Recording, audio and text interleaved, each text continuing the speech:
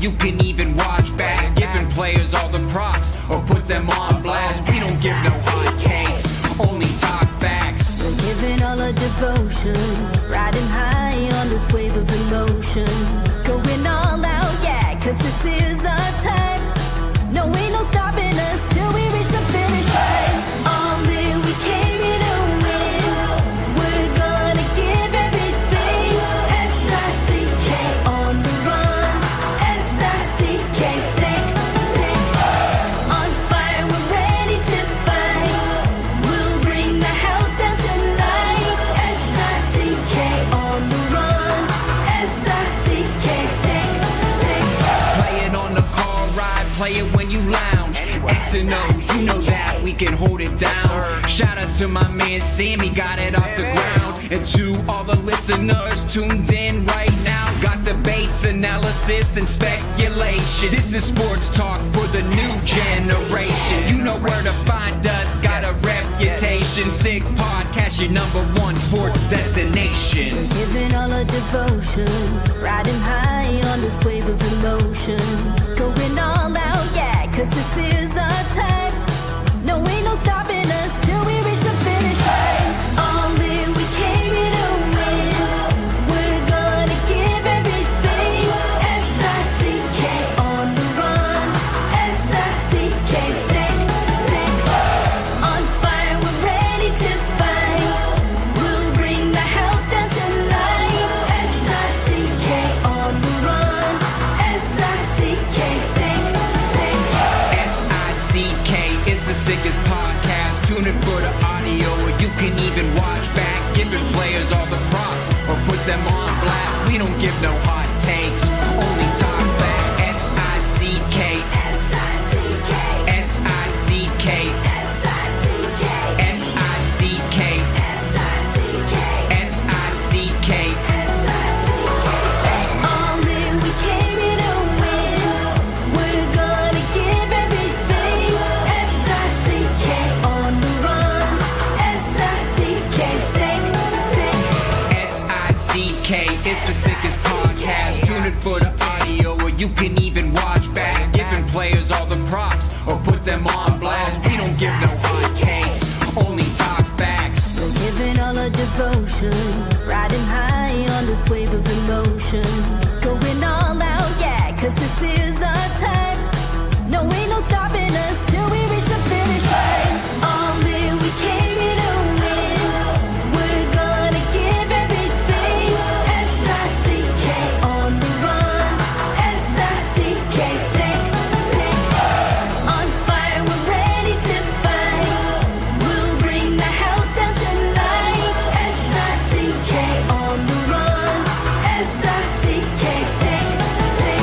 Play it on the car ride, play it when you lounge. X and O, you know that we can hold it down. Shout out to my man Sammy, got it off the ground. And to all the listeners tuned in right now, got debates, analysis, and speculation. This is sports talk for the new generation. You know where to find us, got a reputation. Sick podcast, your #1 sports destination. Giving all our devotion, riding high on this wave of emotion.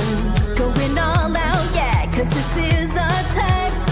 No, ain't no stopping us till we reach the finish line. All in, we came here to win. We're gonna give everything. S-I-C-K on the run. S-I-C-K, sick, sick. On fire, we're ready to fight. We'll bring the house down tonight. S-I-C-K on the run. S-I-C-K, sick, sick. S-I-C-K, it's the sickest podcast. Tune in for the audio, or you can even watch back. Giving players all the props or put them on blast. We don't give no hot takes, only talk back. S-I-C-K, S-I-C-K, S-I-C-K, S-I-C-K, S-I-C-K. S-I-C-K. Turn up your volume. Because you're about to listen to The Sick Podcast. With Tony Marinaro. 55 seconds left in the penalty, a minute and 27 seconds left in regulation time.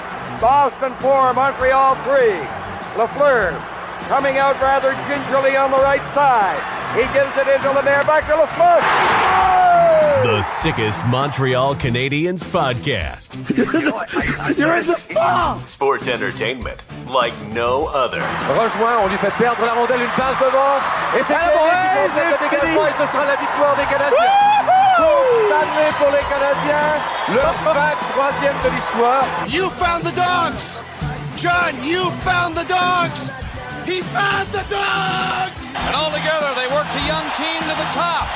And now, a 24th Stanley Cup banner will hang from the rafters of the famous Forum in Montreal.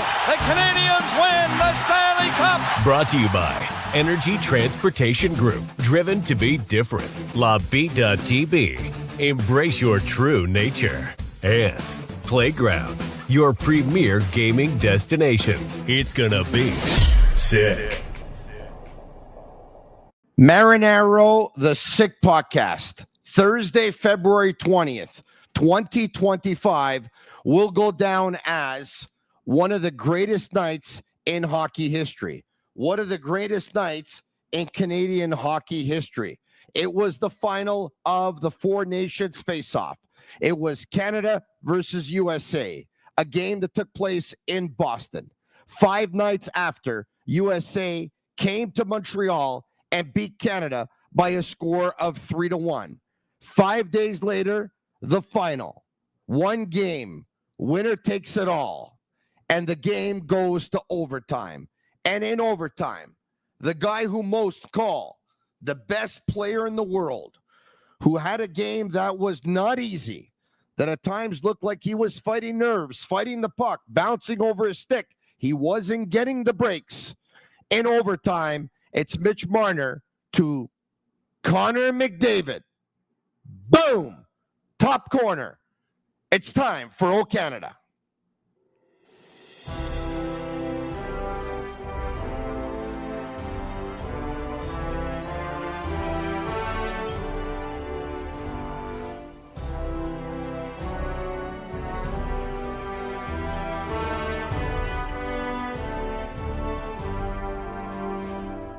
Carton brun s'est porté l'épée, il s'est porté la croix. Ton histoire est une épopée des plus brillants exploits. God keep our land glorious and free. Oh, Canada, we stand on guard for thee. Oh, Canada, we stand on guard for thee. It wasn't perfect, but I sang it better than the singer sang it earlier tonight in Boston. There you have it. Canada trumps USA 3-2 in overtime. It is the Sick Podcast. I'm Marinaro, brought to you in part by Energy Transportation Group, a leading full-service logistics provider serving all of North America, driven to be different. Also brought to you in part by Playground, giving away over $120,000 in cash prizes this February at their cash game poker tables, 7 days a week and 5 nights a week as well. Go and play anytime from 9:30 a.m. to 2 p.m. or enjoy the late night action games from 9:30 p.m. to 2 a.m. for a chance to win. Payouts every 30 minutes. Get in on the action at Playground. Visit playground.ca for details. Without further ado, let me bring in from Global TV Montreal, Brian Wilde. Oh my God. Brian, very happy to be doing this with you on a night so historic for hockey in Canada. Very, very happy to be sharing this moment with you, Brian. Me too. Wow. I'll tell you what, Marner passes to McDavid. I was already standing before he shot. I'm not saying I thought it was for sure was going to go in, but I knew it was on the right guy's stick at the right spot, and I knew there was a damn good chance that the moment was going to happen. And then I freaked out, man. I just freaked out. Mitch Marner, you're right, in on the game-winning goal for Canada. Yeah. Austin Matthews on the ice for the United States. sports radio in Toronto, I would imagine, is going to be pretty interesting tomorrow. But what a hockey game. Let's be honest here. I want to start by saying that I thought Jordan Binnington was going to be the starter for Canada all along. Mm-hmm. I didn't think he should have been. Mm-hmm. I thought he gave up bad goals every game. I doubted all along, but I will say this. Wow. I said going into the final, I said, I think he has a chance to redeem himself here, and I actually feel pretty good about one game, wins it all. I remember in Boston, where Jordan Binnington has already won it all, and he did it back in 2019. So, Canada, you were right. You brought the right goalie. You chose the right goalie. And I know that Bennett, McKinnon, and McDavid scored big goals for Canada, but I think Jordan Binnington's the reason why they won this game tonight. Well, I'll tell you what, in overtime, the United States carried the play. That was the first real chance that Canada had in the overtime. And the save off Austin Matthews just prior to the McDavid goal was a 5-star save. That was not on the ice. He had to bring his entire body over to that side of the net, and he had to make sure that his glove was in position to make that shot, because Matthews, he's a great goal scorer. He got that puck where he wanted to. He found the top half of the net, and Binnington was there for that stop. Or we're not celebrating, but this is sports, right? It's a magic thing. It's just one guy does something amazing at one end, Binnington, and then the other guy says something amazing at the other end, McDavid, and we feel like we're on top of the hockey world as the greatest hockey nation that there ever was. Still our title, Tony. Brian, I've been saying all along that Wayne Gretzky was instrumental in winning for Canada. Mario Lemieux was instrumental in winning for Canada. Sidney Crosby was instrumental in winning for Canada. This had to be Connor McDavid's time. Connor McDavid, with all the pressure in the world, had to win this Four Nations face-off for Canada. Great players, Brian, can do things when you want them to do things. That's how it they works. elevate when others do not. And a lot of pressure was on Connor McDavid to elevate, because if he was not going to elevate, people were still going to say, well, you know what? He's never won anything significant. I'm so happy for him that he scored this game-winning goal. And to be honest, I thought he was fighting the puck most of the night. Like his line had sustained pressure in the offensive zone, but when it came to execution, it just seemed like it would, in the end, it would just hop over a stick. It would bounce off his stick. He would end up losing it. He would end up mishandling it. And I don't know if he was fighting nerves or I don't know what it was. I mean, he's played in some pretty big moments before, case in point last year, but that shot had to be a perfect shot to beat Connor Hellebuck, and man, was it a perfect shot. Yeah, I thought actually McDavid was deferring a little bit. Like usually you're going to see that he wants to get it, skate all the way up ice, do what he can do. But there were a couple of occasions, especially early in the game, where you were like, okay, go, the room is in front of you. Like, do what you do, Connor. And they're he handing passed it Sidney off Crosby. early. Pardon me, Brian. They're handing Sidney Crosby the Four Nations. And I got the TV on there too. We go. Look at that.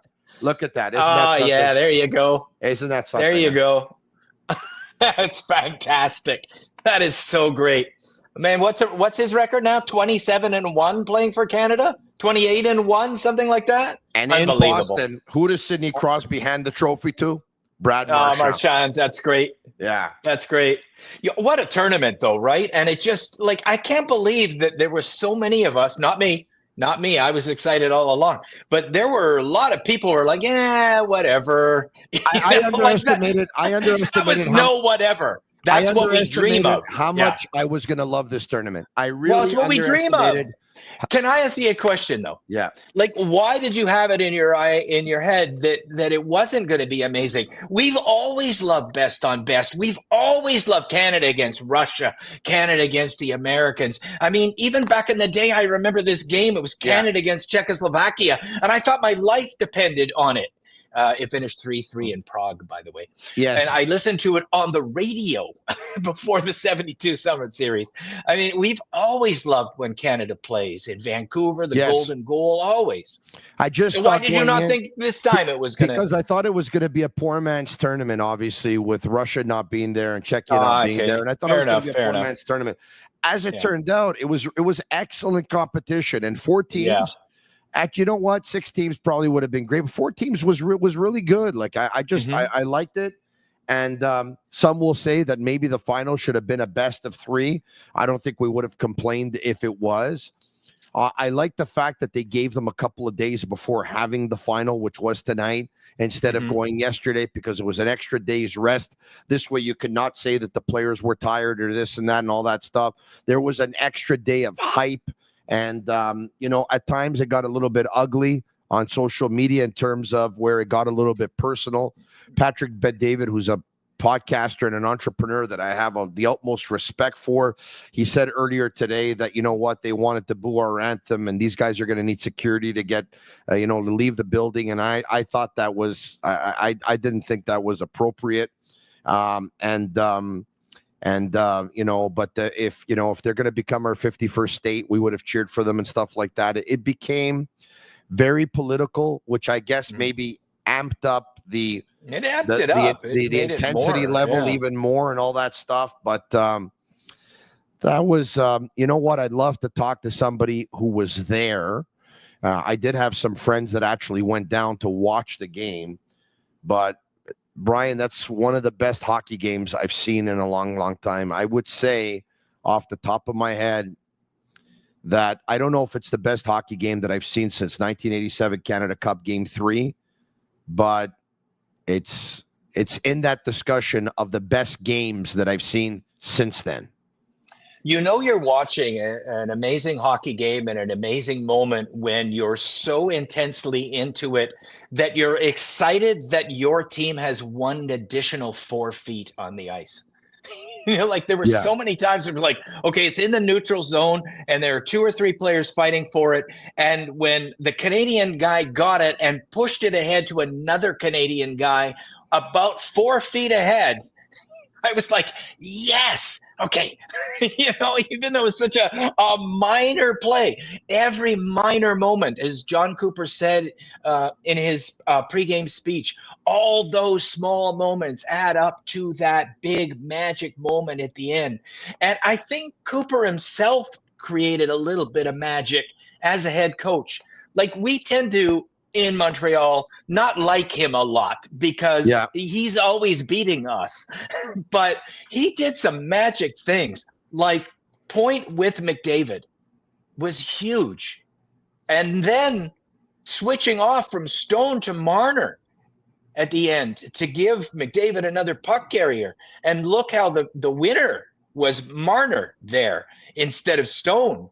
So I think that, Cooper had a really good idea what he wanted to do with the lines and how to create magic for his best players.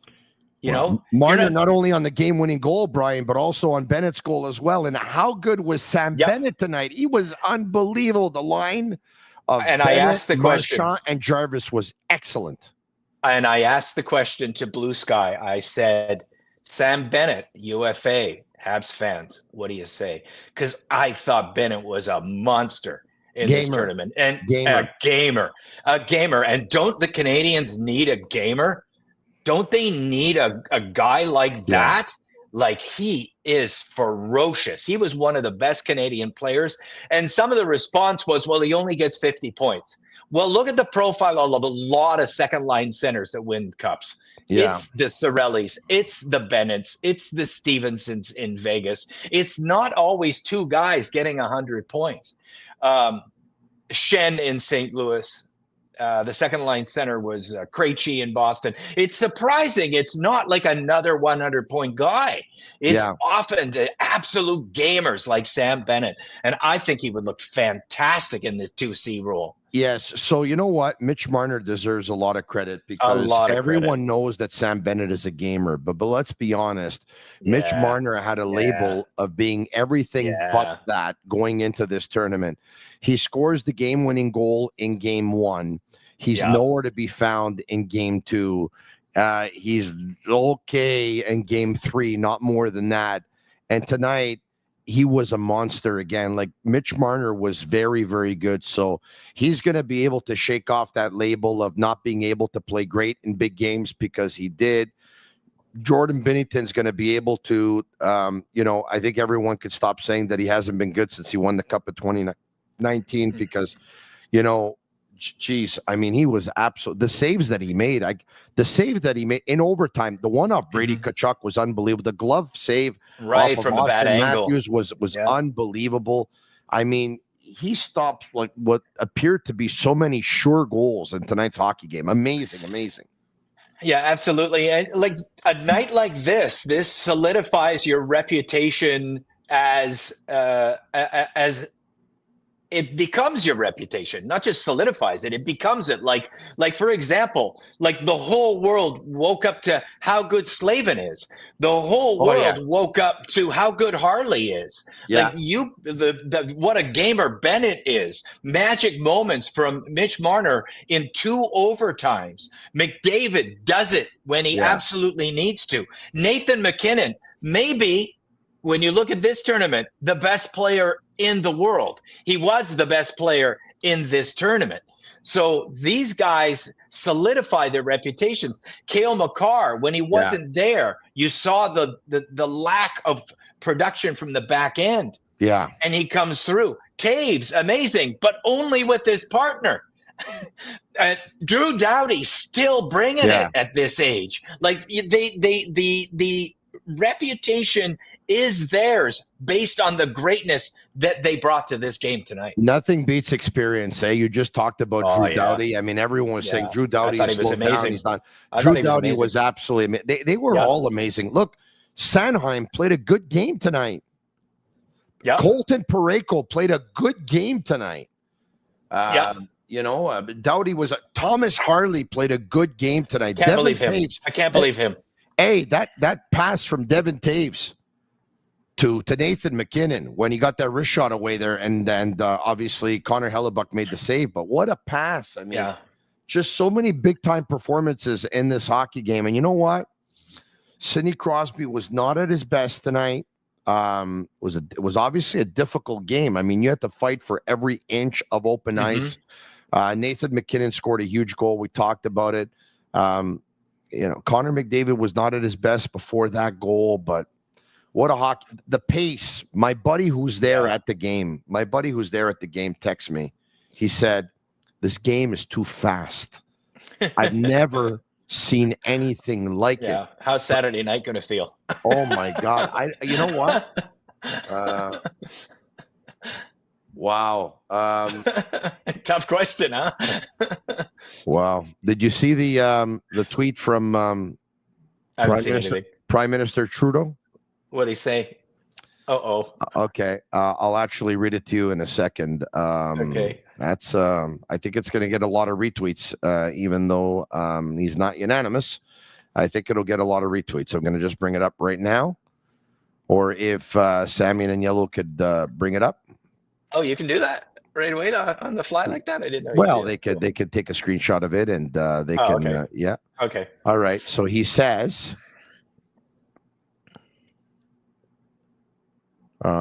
you can't take our country and you can't take our game. Oh, beautiful. That is beautiful. Oh, that's my good. God. Oh my God, that's good. You can't take our country and you can't take our game. Oh boy. That's probably his best tweet ever, huh? Yeah. That's probably his best. Yeah. And what would be number 2? You know what I mean? Yeah. I don't know if there is a 1A there. We are sort of like 97% voted for that one, and 3% who don't like hockey voted for number 2. Brian, I'm sure there's so many people that want to share their emotions with us, so we're going to get to their calls tonight. Oh, can we do that? That'd be of course, great. yeah. That'd be great. At 1-888-585-SICK, 1-888-585-7425. Not before I talk to you about Bittt Tibi. They launched their new Ultra Lager, refreshing, thirst-quenching beer, perfect for the chilly winter days with only 90 calories, 2 grams of carbs, 4% ABV per can, available in a pack of 6 and 12 in grocery stores all around the province of Quebec. It's ultra light and ultra refreshing. Fruiterie de Lard, a family-run business. We thank them for their partnership in this venture. A mainstay in the LaSalle community since 1995. Proud to continue offering the same fresh foods and flavors they have for the past 30 years, from fresh fruits and produce delivered daily to an ever-expanding assortment of deli meats, cheeses, and sandwiches. You'll find personalized service and friendly faces that make you feel like family. We thank them very, very much as well. Why don't we take a look, Brian, at the lineups for tonight's game? We'll start with Team Canada. Connor McDavid in between, Braden Point on his right and Mark Stone on his left. Once again, that's how they started. They ended up finishing with Mitch Marner on left wing. Nathan McKinnon with Sidney Crosby on the wing. And by the way, they took turns at wing and center because Sidney Crosby down the stretch actually took some faceoffs along with Sam Reinhart. I thought it was a little bit of a quiet tournament for Anthony Cirelli. He centered Marner and Hagel. And Sam Bennett had Seth Jarvis and Brad Marchand. And that was an elite fourth line. You know, Jarvis didn't get on the score sheet, Brian. And he actually missed some chances in close. But he was very involved in this hockey game. I thought he was very good. I took a peek at the lines for their Corsi, Fenwick, and all of the goals expected. Yeah. And that fourth line absolutely dominated. They were like at 82%. So the fourth line for Canada absolutely destroyed the fourth line for the United States. It was a big difference in the game. The others were, Brian, you have these even. often. Pardon me. You have these often. For those who want to know where you actually get them, where can you get Money them? Puck. I look at Money Puck. I mean, everybody's got a different favorite. Mine is moneypuck.com. And you can find that pretty easily. They got the lines listed there to the defensive pairings. The pairing of Parayko and Sanheim was a little bit weaker, but the Makar pairing and the Harley Doughty pairing really, really did very, very well. Wow. So the only standouts as far as analytics were the fourth line absolutely dominated, and the two pairings dominated, and the third pairing with Parayko on it had a little bit of difficulty. Otherwise, it was, pretty even hockey game, as anybody could see. Let's go to Team USA's lineup. Okay. All right, Matthews. We'll get to the call in just a second. Matthews with Jack Hughes on his wing and Gensel on his wing. Eichel with Matthew Tkachuk and Brady Tkachuk. Dylan Larkin with Matthew Boldy and JT Miller. Vincent Trocheck with Chris Kreider and Brock Nelson.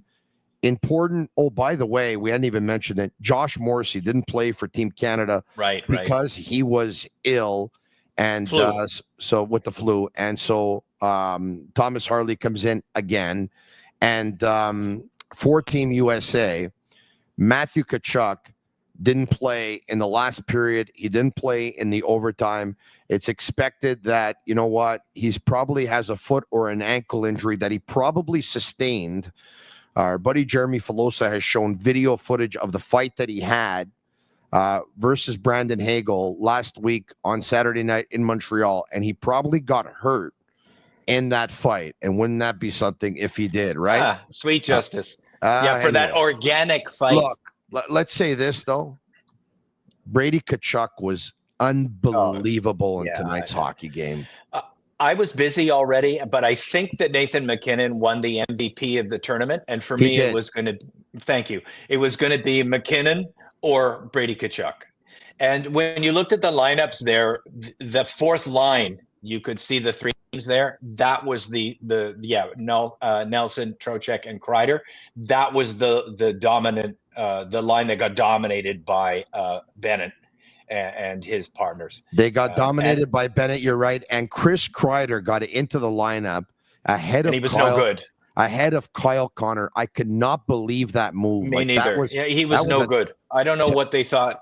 I think they thought it was going to be a violent game and physicality was going to, but I could not believe how slow he looked out there. He was so slow. You know who impressed me on that team that no one talks about is, boy, Dylan Larkin played really, really well in the event. Yeah. He was an absolute handful, wasn't he? Well, you know why? Really? Because it's one of the fastest games we've ever seen, and he can fly. That's it. Yeah. But and that's with the hockey. It was fly. If you couldn't fly, you couldn't play.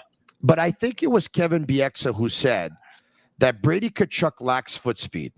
Probably has less foot speed than most players in this hockey game, but he was still in on the forecheck. He was still creating turnovers. He was still so effective. He knew where to go and what to do. He had a fantastic hockey game.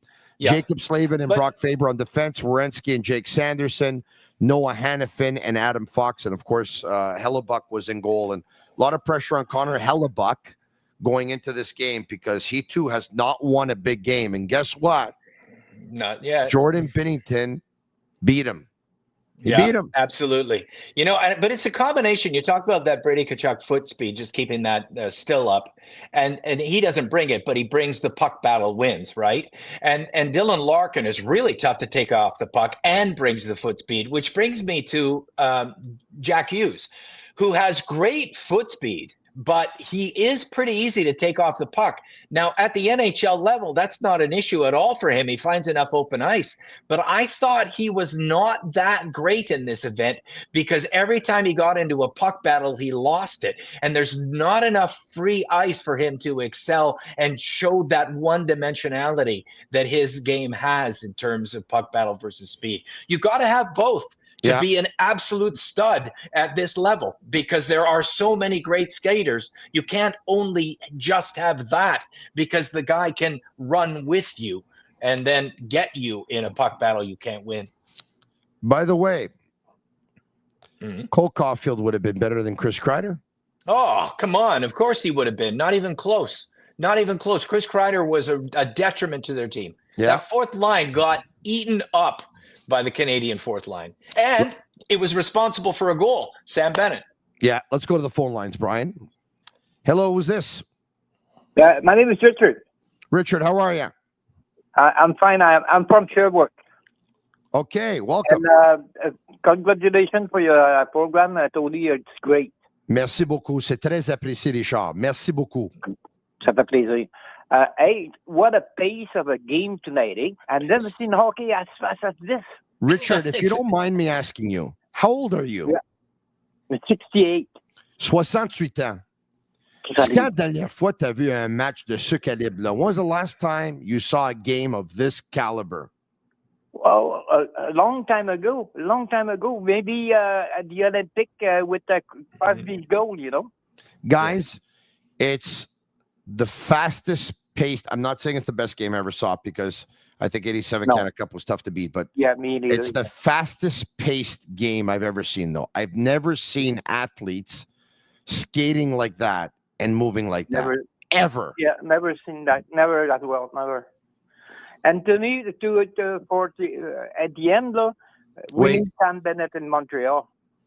Well, you're probably right about that. You know what the problem is, Richard?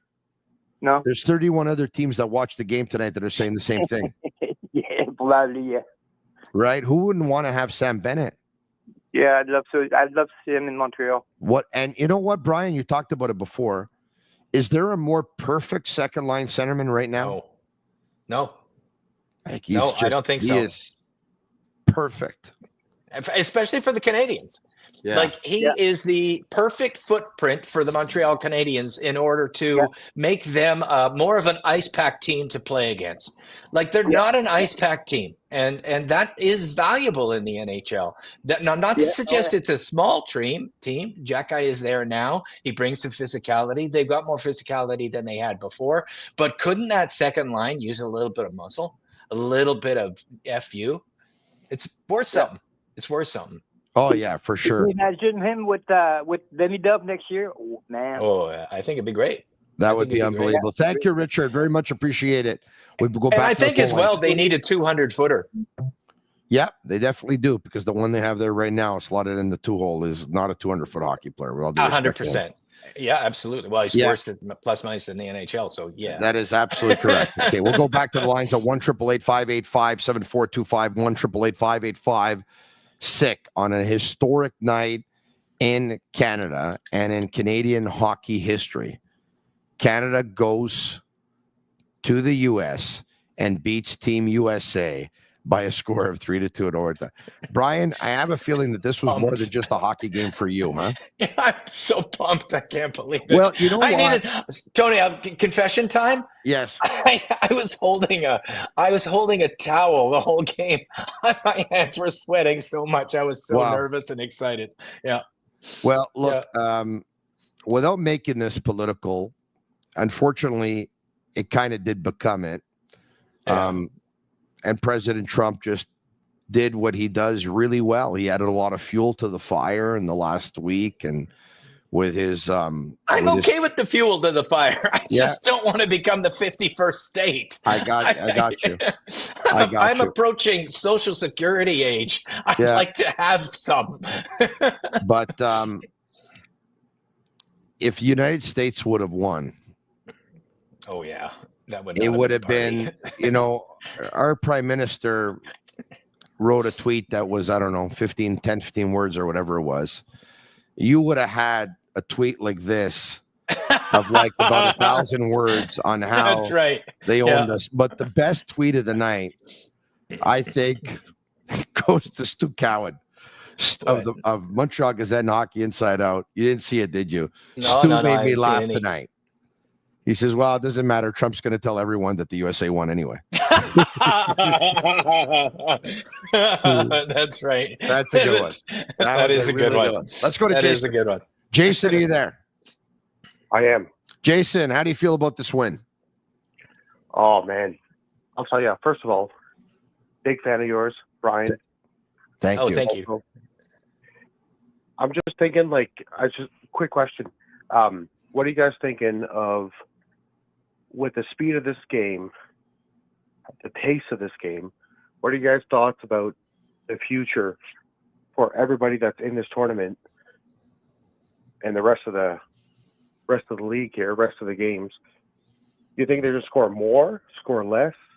What are you guys thinking about? You think they're going to be taking it back when they get back to the NHL, or you think they're going to get back? Well, look, I can't answer for them. Obviously, they're unbelievable professionals, and there's going to be a drop off for sure. They're going to be going from such an emotional high to obviously something that's not going to be able to match that. I find that it's absolutely incredible, Brian, that 15 games are going to be played on Saturday. Like 15 games are going to be played on Saturday. Wow. So there's only going to be 2 teams that are going to be off on Saturday. I think that's absolutely incredible.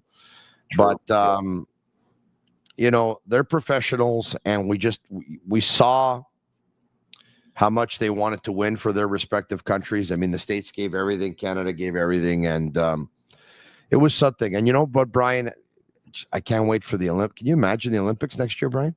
Could you imagine? And yes, I can. I can't wait. There's 5 or 6 players that could have easily been on this team, Brian? Maybe not easily, but Nick Suzuki could have been on this team. Mark Scheifele could have been on this team. Connor Bedard could have been on this team. And there's other players that probably had less of a chance of being on this team, but that are playing really good hockey this year. Really good hockey.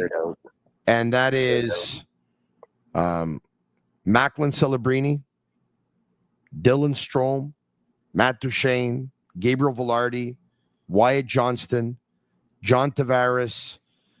They're having really good seasons, Brian.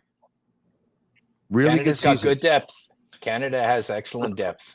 Except in net. I think Mark Scheifele is number 4 in points in Canada. I didn't make this team. Yeah. Just quickly, boys. Yeah. Just on the halves, right quick. What are you guys thinking of Armia's performance? And is he sticking? Is he going? What's going on with the halves? Armia's performance at the Four Nations? Yeah. I thought it was very average. He played 10 minutes, 4th line. That's what he is on a national team. Yeah. And he didn't have any points. Obviously he's valuable to the Montreal Canadiens. I'll tell you this. You're asking about Armia? I'll tell you this. I've said this before in the last week. I'm going to say it again. Jake Evans's clan believe he's gone. Mm-hmm. I think so too, man. I'm with you on that one. Just no picks though, right? Like try to get, I don't know. Just we're overboarded with picks, right? We want to try to get something better than picks at this point, but I agree. Prospects over picks. Well, you know what?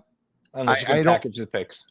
I don't know, Brian, if a team is going to give you a player or a prospect that's going to be just as good as Jake Evans. They might give you picks. Now, I understand the caller's point, but I want, even though you're not going to use those picks, you can use them to make a deal at one point. We talked about Brady Tkachuk before. I want to get back to him. When I saw him score and I saw him celebrate, what I said to myself? Man, how they would love that guy in Boston. Oh my God, they would love it. And of course, that's where he went to college too. It looks like that guy was born to be a Bruin, but I 100% agree. I don't see Brady Tkachuk finishing his career in Canada, in Ottawa. I just don't. I don't. I am surprised that he is actually, I shouldn't say this. I shouldn't actually say this because not everybody should behave like Adam Fox. It would ruin the NHL, right? Yeah. But I'm kind of surprised he's okay with being in Ottawa, to be honest. Yeah, no, I hear you. Yeah. Back to the full lines. We go at 1-888-585-SICK, 1-888-585-7425. Canada win in overtime. Let's bring up the goals, actually, if we can, the game sheet. Do we have that? Here we go. Nathan McKinnon, 448 in, assisted by Reinhardt and Harley. They got all kinds of traffic. There were about 3 bodies in front of Connor Hellebuck. Wrist shot that goes top shelf, beats him top shelf, blocker side. Brady Tkachuk gets a pass from Austin Matthews, is able to get a stick on it through, fight off a couple of guys in close and get a stick on it. Jake Sanderson, the States were really swarming in period number 2, and he jumps on a loose puck, and Binnington can't get aside or to the side. Marner with a great pass to Sam Bennett, and he goes upstairs. Beautiful shot. Wow. Fantastic. 3, by the way. All 3. All 3 went upstairs. Yeah. None along the ice. I don't know what happened with the app on the score here, but Connor McDavid 1-8-4. That's my level of excitement, Tony. That's that I number. think he scored. I think the algorithm went off there, but he scored 8 minutes and 18 seconds into overtime. It was golden goal. Cale Makar and Mitch Marner get the assists. Connor McDavid won the player of the game, which usually goes to the player who scores the game-winning goal in overtime. I would have loved it if it would have gone to Binnington, but, I'm not going to be depressed about it that I went to. McDavid got his glory. He scored the game-winning goal. I would have given the player of the game to Jordan Binnington. But that's just me. Yeah, that just has to do with form because they can't poll everyone because they have to have the decision right away. So this is something I learned in television land, that the winner is always going to be the overtime winner of that award. Yeah, I hear you. All right, okay. So they don't have time to poll 60 people on the press row. So they just decided to choose the overtime winner. Back to the phone lines. Let's go to Chris. Chris, you there? Hey, Mr. Marinaro, how are you? Good. How are you? Not too bad. Mr. Wilde, how are you doing? I am fantastic. Couldn't be better. Canada just won the Four Nations tournament. Did you hear? I completely agree. Mr. Marinaro, listen, a long-time listener, Brian, a long-time reader of your posts in the Gazette.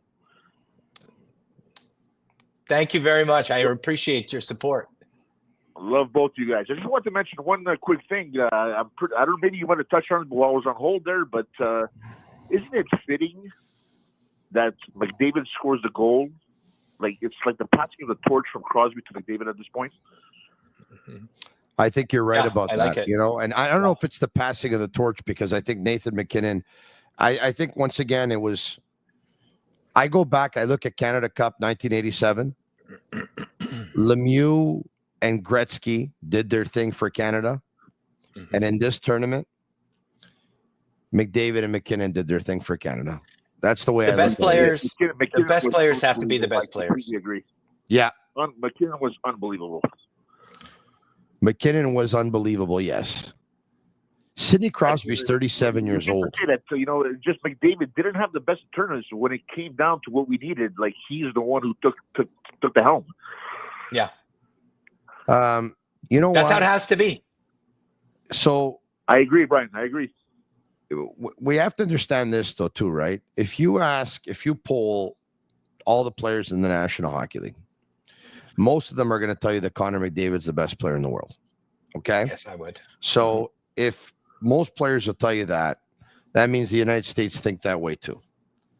Mm-hmm. He's the guy. Like, they were all over him. They were paying special attention to him. They had their best defenseman on the ice when he was on the ice. Meet him early. They were giving it to him. They were trying to be physical on him and all that. So McAvoy's hit. As much as we're saying, he wasn't always great, but he just gave you moments. It's pretty hard to be a very, very dominant hockey player when, the other team's game plan is about shutting you down. For sure. Yeah. Yeah, and you know what? A lot of the way you win sometimes is greatness is given the attention, and then you spend so much time trying to neutralize that greatness that next man up is valuable and important and often the difference maker. So you've got all that attention being given to McDavid. Next man up is McKinnon, who is the MVP of the tournament. And that, like, if you don't have 5 amazing parts and you only have 1 amazing part and part 2 isn't there, you neutralize part 1, then you maybe won the game. So you got to have a lot of greatness. And I think that's why Canada won, is I think they had the most thorough lineup top to bottom that there was, especially the fourth line that absolutely destroyed the more shallow lineup of the United States. Just how you bring that up, Brian, if you guys don't mind, one last question. Brian, of course, go ahead. We even talked about it before. Sam Bennett, Montreal Canadiens. What do you guys think? 100%. I'd go for it in a heartbeat. He's 28 years old. You'd pay 7 years, right, for him, and you'd hope for 5 good ones. If he gives you 7, you're really lucky. But it's probably going to be a 28 to 33, and then the game might deteriorate just a little bit at 33 to 35 if you look at historically what forwards do, except for Sidney Crosby. Still, that's a hell of a lot of good years. You know what? People are going to guess really low on the price. And the price is, like, when I tell you the price, you're going to say, no, you can't pay that. But the cap is going up. And the numbers that you hear from your head and in your heart, you say that's too much. But it's not even going to be a lot. So I'm going to say a number that everybody's going to think I'm crazy. But because the cap is going up, it is not crazy. He would be 7 times 9. 7 times 9. Wow. 7 times 9 has a chance for him. Tony, you're good at this number games. 5 good years out of that for sure. Yeah, that's my feeling. And if you want to be a competitive hockey team, he won a cup. And he wasn't like an also ran for that cup. He was a dominant player for that cup. He's a great second-line player. He showed he was a hell of a player this tournament. Absolutely, man. He was like maybe the 4th best forward in a best-on-best tournament for Canada. Yeah, exactly. Appreciate taking the time. Thanks so much. I'm just taking a look. Tony, what's your number? Well, the cap's going up, man. It's going to get expensive. Well, we know that unrestricted free agents want to get as long as they can, right? So to say that, so he'll get 7. He'll get 7. Somebody will give him 7. But he's going to be 29 on the 20th of June, Brian. I mean, these 7 years, they scare me, Brian. I don't know. They scare me, but I get it. Somebody's going to give it to him, right? Always. You'll always find someone that does it. Listen, if it's not him, then it's Michael H. And then now the rebuild isn't like finished until 2026, 2027, 2028. Yeah. Right? Like, they want to speed this, like, not to get off track here with, everybody wants to talk Canada tonight, and so do I, but let's make this point because we are talking about them and that's what the caller asked. But, like, do you want to expedite this thing? Because if you want to expedite this thing, the answer isn't Michael H. right? Michael Age is your answer in 2027. If you want to expedite it in 2025 this October, you're going to need a guy who already knows how to win at the NHL level and has a cup in his back pocket. That's this guy. This guy's the real deal, man. This guy's the real deal. Let's go to John. John, are you there?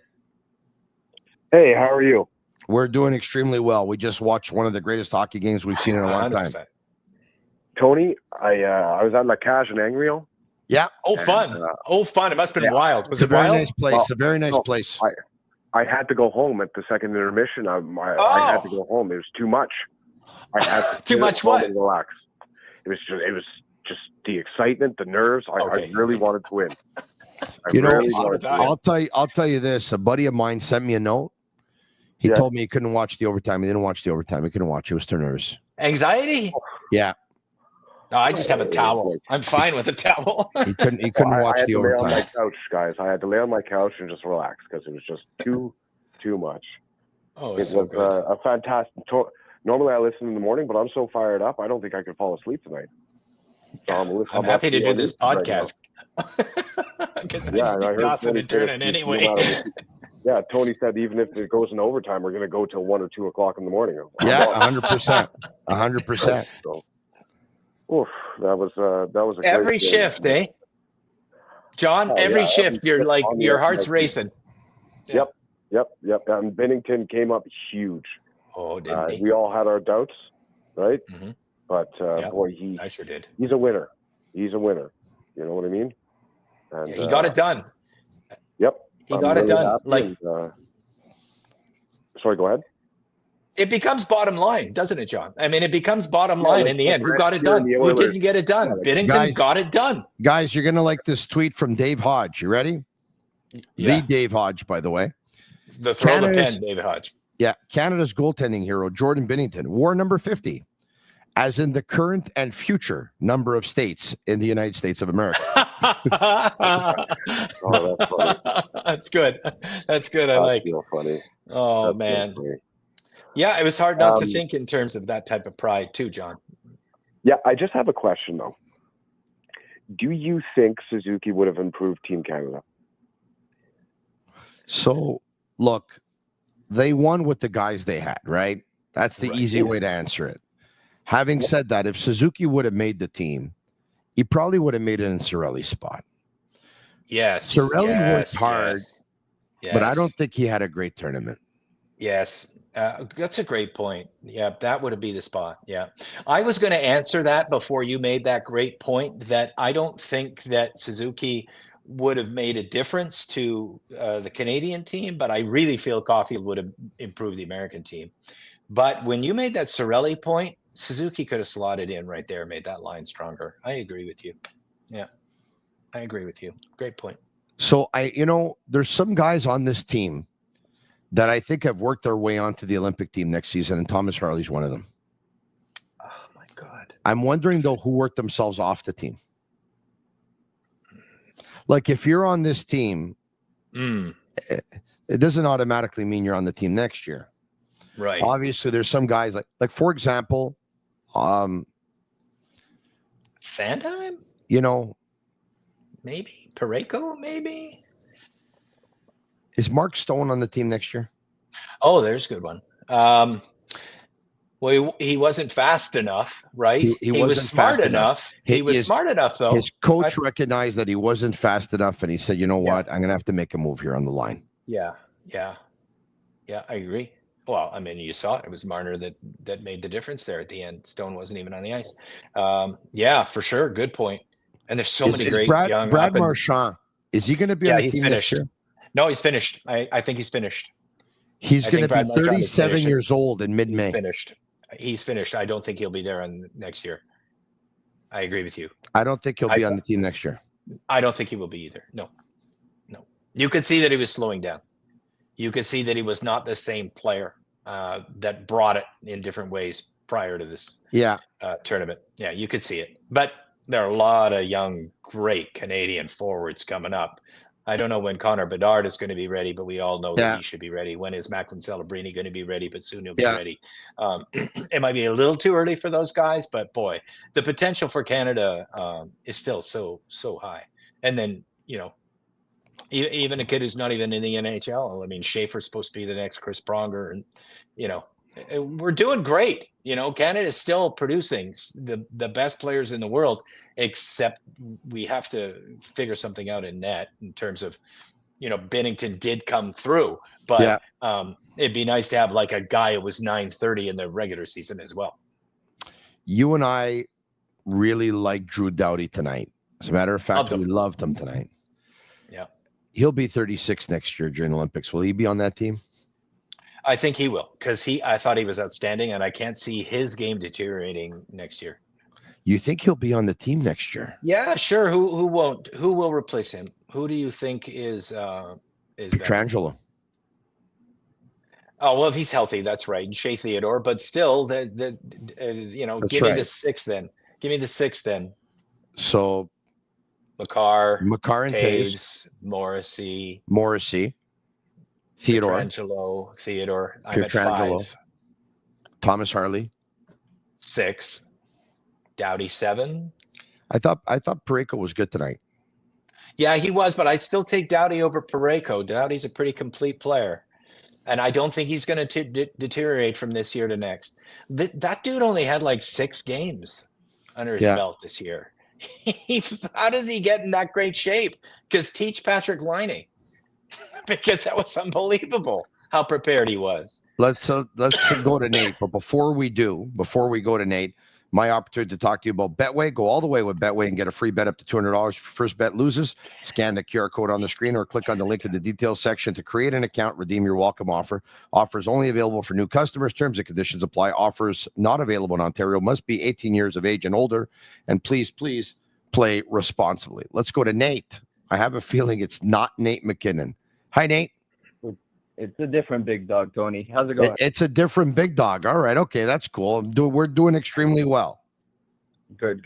Yeah. Tony, first of all, I got to say, big fan, everything you do ever since back in the day. Thank you. Love the show. Thank you very much. I got to ask, though. Obviously, Hockey Canada remains on top, but did it not scare you a bit the way they played? Bad touches of the puck tonight. They couldn't get it out. There were plays that made you think maybe this isn't a young guy's game. You're looking into the Olympics next year already. Is it something that you're saying maybe we don't bring in Bedard yet? Maybe he's too early. And I know we trust John Cooper with our lives as much as I still hate him for what he did for us. I think Bedard will be there next year. I really do. Do you think it's a young man's game though, with such the Olympic hockey has a different brilliance to it. It's a special game. It's non-contact. It's fast. There's no mistakes allowed. Do you think the reason John Cooper went with the lineup he had this year is something because of experience? I think you just said it, right? He went with the players he trusted. Yeah, and I think that's important. But I don't think we win any best of 7. Do you think so? With this lineup? Well, the Olympics isn't a best of 7, but I mean it's a little bit longer, but it's still a knockout event at the end of it, with a lot of prelim games, meaning not that much, to be frank, before you play the quarterfinal, and sometimes your first big game is a semifinal, to be honest. So I don't think, longevity of excellence is really that important. But I do think experience is extremely valuable. You have to make great decisions all the time. One bad decision can be the end of the game. And I'm going to disagree with you on this, Tony. I don't think Connor Bedard does arrive on the world stage as soon as next year because of that reason. We'll see. Could be wrong. He's an amazing hockey player, but experience is so valuable in terms of decision making. But then again, you don't know who's going to give you amazing decision making. You don't know. Yeah. Did you think Harley was going to give you 100% of the time amazing decisions? That dude did not make a bad decision in every shift that he played. And that's how you win Stanley Cups. You draft a guy like him, 20. Look, I like him. I'm a fan. I've watched him a lot this year playing with Heiskanen in Dallas. I've watched him a lot. To come in at that moment, the way he did, to replace the players that he did, to play the minutes that he did, against the players that he did, and like you just said, not make one mistake. Didn't see that's one. phenom. Like, you know how good that is? Yeah. That's phenom. Yeah, and his background wasn't like, as I just said, he went around 20th, and that's how you win a cup when you're Dallas and you pick a guy at 20 and he turns into that. But I mean, he played like 3 seasons in the Alberta Junior Hockey League. Like, where did this come from? I mean, but this is why, great scouts are great, and that's why the Dallas Stars, pick winners out of the hat, like Wyatt Johnson all the time, where you're like, how did they see that guy? But that's why they're winners. That's why Dallas is so good. It's unbelievable. We'll take some questions, Sammy. Sammy, let's bring up some questions. If whoever has questions, we'll take them. Once again, this is a big night in Canadian hockey history. Danko says, argument for Makar, best player in the world? Best player in the world is still Connor McDavid. Best player in this tournament was Nathan McKinnon. Best defenseman in the tournament was Cale Makar. Yeah. You? Best defenseman in the tournament. It's hard to argue against Cale Makar. Werenski was pretty good. But yeah, Cale Makar was the best defenseman in the tournament. For sure. I think when you talk about best player in the world, I think the argument is it's Connor or Nate. Because I can understand those who say that Nate McKinnon's a better hockey player than Connor McDavid. I can understand that. I can understand where they're coming from. I think Connor McDavid's the best hockey player in the world, but I can understand those who say McKinnon. Really, I get it. Yeah, I get it too. But it's Connor McDavid. 1-888-5. So why do you think it's Connor McDavid? Why? Yeah. Because he can dominate a hockey game, Tony. I mean, he when he takes the puck, he can go 200 feet better than anybody. He can do things at high speed better than anybody. But only slightly better than McKinnon in all of the sentences that I just said. Back to the questions or the phone calls. Let's take 2-3 more questions, and then we'll call it a night. Bob Smith. Question also, why would Bennett choose the Habs? He wouldn't. He will take a no-tax zone and probably stay in Florida. Well, a lot of the players did really love playing in Montreal in the Four Nations. They said it was the best arena and the best fans, so... Yeah, but you know what? I don't know the exact number, but he just finished a 4.5 contract, right? Yeah. So 4.5 is not a lot for 4 years. So I think he'd really like a super nice payday. And when you can throw, a 31% tax bracket in there instead of 51, he'll take that too. John Cooper said that Montreal is without a doubt the best arena and has been for a long time. It's pretty incredible to think that if he would ever be available, he could never be the coach of the Montreal Canadiens. But that's another story for another podcast. Hey, Brian? Yeah, another time. But I did love John Cooper in this event. I really did think he did an outstanding job. He saw what wasn't working, and he found outcoached Sullivan that did tonight. work. He outcoached Sullivan 100%. tonight. Yeah, absolutely. And I don't think they would have won the event if he didn't readjust his lines. I really don't think they would have won the event. And I mean, because you look at what Marner brought to the overtime in the Sweden win, and it was Cooper who said this is the kind of guy who's going to excel at that level. And then you see what he brought to the game tonight as well, and he was the guy that set up McDavid. So this is what I'm going to do now. I'm going to call it a night, and when I get off, instead of going to bed, I PVR'd the game, and I'm going to watch that game-winning goal like about 1,000 times again. I do that. I'll be right over. When I watch something that's unbelievable, I watch it over and over and over and over and over again to see all the reactions, right? Who came off the bench first? Who came off the bench? I love doing that too. Who jumped on who? Zoom in on the smiles and all that stuff. So I'm looking forward to doing that. Absolutely. Okay. And you know what, Tony? Like the thing that's I really liked, I'm an Oiler fan, right? I grew up in Edmonton. Connor McDavid, a lot of times when he scores for the Oilers, he looks like he didn't even give a crap that he did it, and it wasn't even fun for him, and he's almost embarrassed that he scores so much. To see him that excited, it really, it felt good. It felt really, really good to see him have a moment finally, because the dude's been the best player in the world for a decade, and he hasn't had a moment. Like not even one moment. So for him to have a moment where the joy was just overwhelming for him, it really felt great to see. So we talked about the adjustments that Cooper made. If you go take a look at the game-winning goal,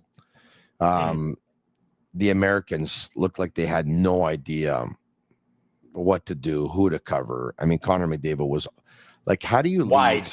So Wide. if you're hosting a sports show tomorrow, this is the question in the United States. The question is this, mind you, if you're hosting a sports show in the United States tomorrow, they're going to pretend like the game never happened. They might not even talk about it. But if you're going to talk about the game, you have to ask, how is the best player in the world left all alone, unattended, in the slot in overtime? Mm-hmm. How does that happen?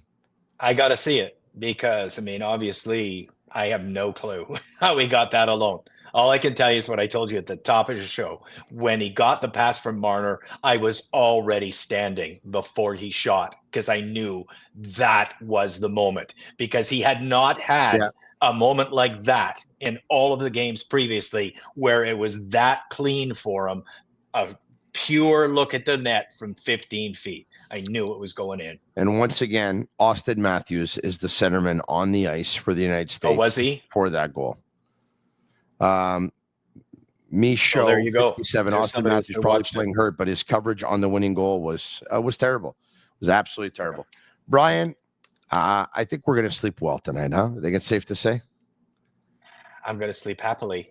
I may kick a little bit, but I'm going to sleep happily. I think we're going to sleep well for a while here. Yeah. Okay. Right. Good guys win. Canada wins by a score of 3-2 in overtime. Go good guys forever. Nate McKinnon, Sam Bennett, and in overtime, Connor McDavid on truly a wonderful performance from Jordan Binnington, who deserves all of our respect. We talked about him being shaky in the tournament, giving up 1 to 2 bad goals in the games. But tonight, when it really counted, in Boston,